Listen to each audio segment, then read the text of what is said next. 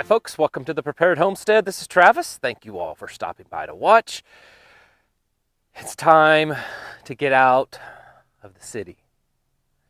Now I know a lot of you already have, or maybe you just never were there, and you live out in the countryside, out away from the masses. But I know a lot of you still do. And I've talked about this before.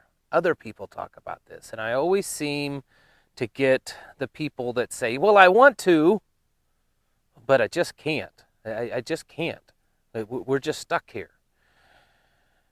And I understand that I don't know everyone's personal situation.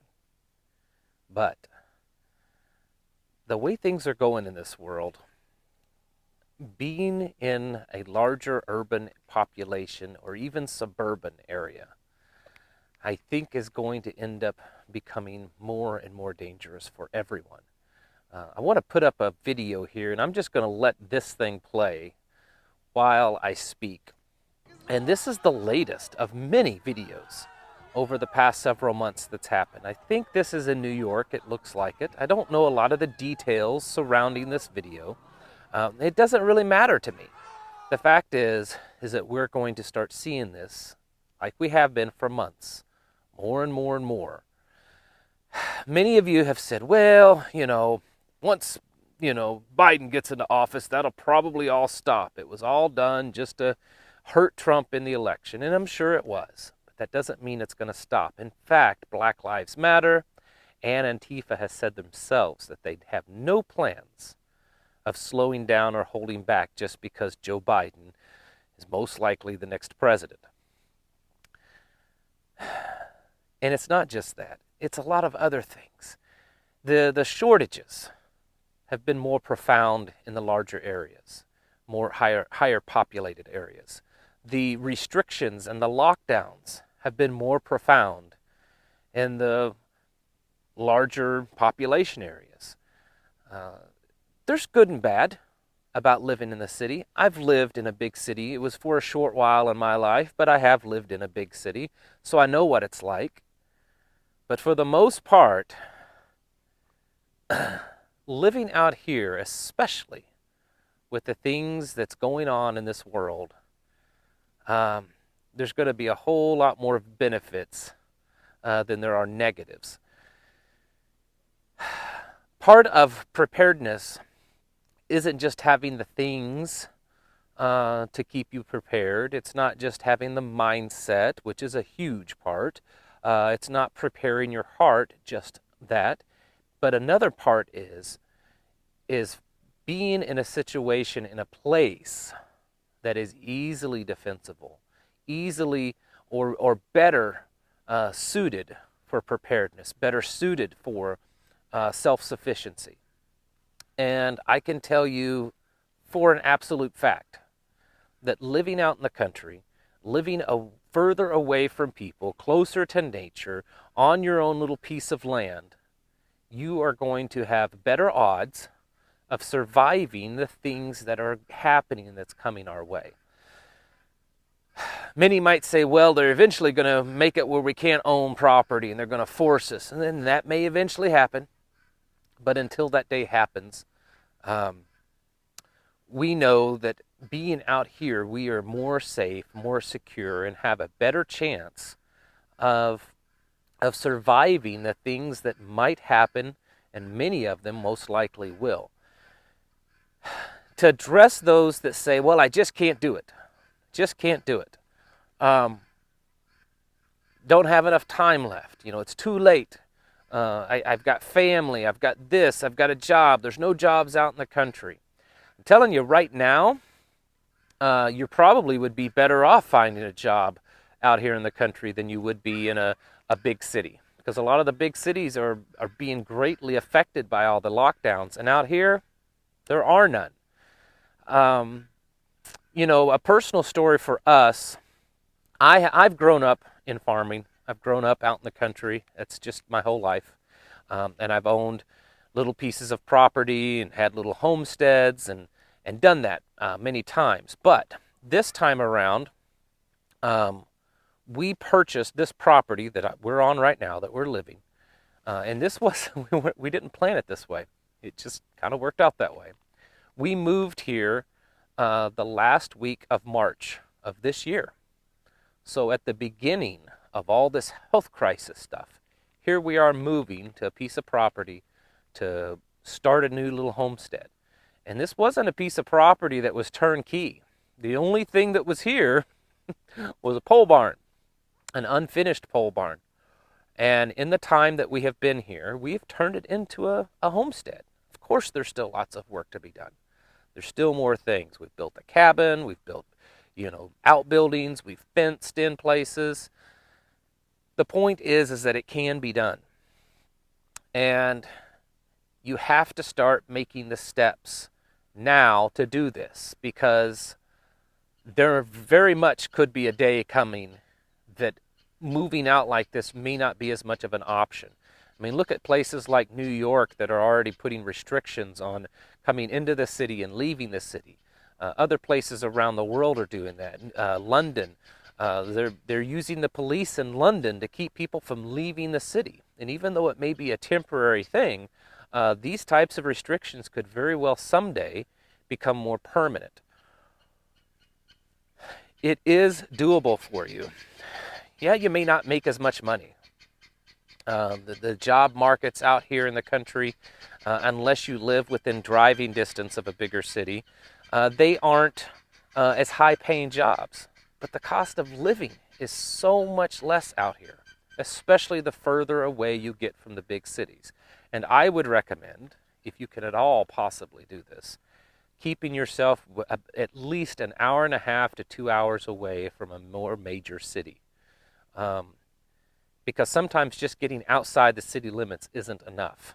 As we've seen over the past few months, a lot of the violence and stuff that we started seeing in the inner city started spilling into the suburbs and a little bit more rural fringes of these cities. So you need to be able to get away from it. And for instance, here we're 2 hours away to any city that would be considered big. And that's about a 200,000 population city is about 2 hours away. This is something that you really should start thinking about. And I know many of you are, and I know many of you are trying. Right now is probably a pretty good time to do this. A friend of mine, a friend of ours that's here locally, she's a realtor. In fact, I have sent some of you to her, and she has helped you purchase land and housing around here in the Ozarks. And I've talked to her about it. She said here in the Ozarks, she said she hasn't noticed any real big increase in price or really availability. She said it seems to kind of be just as many properties coming up for sale for roughly the same price as always. She said they just seem to be selling a lot faster, meaning people are buying them up. They don't, stay. Everything's moving quicker. Nationally, I was reading yesterday, nationally the housing prices have gone up about 16%. But the interest rates are extremely low right now. The problem, it seems to be, when it comes to getting financing isn't so much the interest rates, but no one is loaning money. I know someone else that works in loans, and he said it's becoming more and more difficult to get people financing, that a lot of the loan companies are becoming much more restrictive of what they will lend money to. But the chances of finding something that you can afford and live on a smaller income out in the country is actually pretty good. And of course, I'm just, going off of where I live here in the Ozarks, and I understand some places are different. I know that there's places that are technically out in the country, but still quite pricey. Maybe it's just because of that area, but there are certainly many other places around the country that are similar in ruralness and price as you would find here in the Ozarks, that you can find places. Around here, the average price of land per acre is probably around $2,000 to $2,500, sometimes a little more, sometimes a little less. but certainly within that price range, depending on what you're getting. The people here, I think, are going to find it similar just about anywhere in the country. Um, yeah, a little bit leery of outsiders moving in, especially people that have, are from the cities that are moving out in the country. It's not so much that they don't like people coming out here, it's that they're a little leery of people trying to move out here and change things. It's a pretty common thing, and I've known people. I've got friends, and well, my wife's family, she's all from Texas, and there's this big exodus from people from California moving to Texas, and all the Texans are saying, well, don't come here and try to make it into California. Don't come here and try to elect the same kind of people in California, or get the same kind of legislation. It's the same thing out in the country. If you move out into the country, I don't care what city you're from, you could be from the most liberal part of the country, and you move out here, as long as you plan on kind of fitting in and being like the people out here, you'll do fine. It may take you a little bit of time to kind of fit in, but as long as you're not coming out here and trying to push off on your big city views, all the things that you've gotten used to in the big city, and trying to incorporate that out in the country, as long as you don't do that, you'll most likely fit in just about anywhere. Sometimes people get out here in the country and they see that, wow, my neighbor's house down the road doesn't look quite right, and his yard isn't mowed, so I'm going to call the county and have them come out and tell him to mow it and fix his house up. And out here, people don't care what you do. As long as you're not harming anyone else, whatever you do on your own property, no one really cares. And as long as you keep it that way, you'll fit in. But you really need to be serious about getting out of the cities. The cities are becoming less and less safe. If you look traditionally, if you look throughout history, usually when governments start exerting more of their power, tyrannical power over the people, it usually starts in the cities, and it's usually the cities are hit the worst. If you go back and you look at, Hitler, and you look at, Stalin, and you look at Mao Zedong, and people like that have brought down horrific tyrannical authority on their people, the ones that lived in the city felt it the worst. The ones that kind of, didn't feel it quite as bad were the ones that were way out in the country kind of taking care of themselves. And so while you may not be 100% protected out in the country from the long arm of government, you're certainly going to have a better chance of avoiding that, and a better chance of kind of, getting by without too much big interference. It's just better for you all over. And as many things as you could come up with that are positives, that are pros to living in the city, I'm telling you, there's many, many more for living out in the country. For those of you that just say you can't do it, yes, you can. You can do it. There are ways. You may have to make sacrifices. We've made sacrifices by moving here. I've made sacrifices in the past living like this. But it's doable. It's all about what is most important to you. I'm not trying to sell you anything. I'm not trying to, get you to buy near me or just to move to the Ozarks.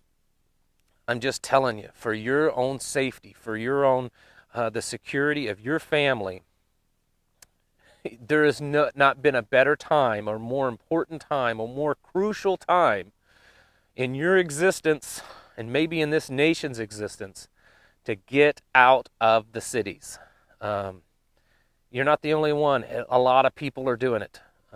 There's been a lot of people moving en masse away from the cities, and not just the big ones like New York and LA. And I'm telling you, the stuff that looks to be coming down the pike in the near future, it's the people that live in the urban and the suburban areas, they're going to feel it the worst. And if you really are serious about preparedness and about self-sufficiency, you got to get serious about getting out of those areas and getting to an area where you can really live off the land much more reasonably, and have the the real security and the survivability of your family is rest in your own hands and not in someone else's. So I don't know how much more I can stress it. You really need to be getting out of the city, folks.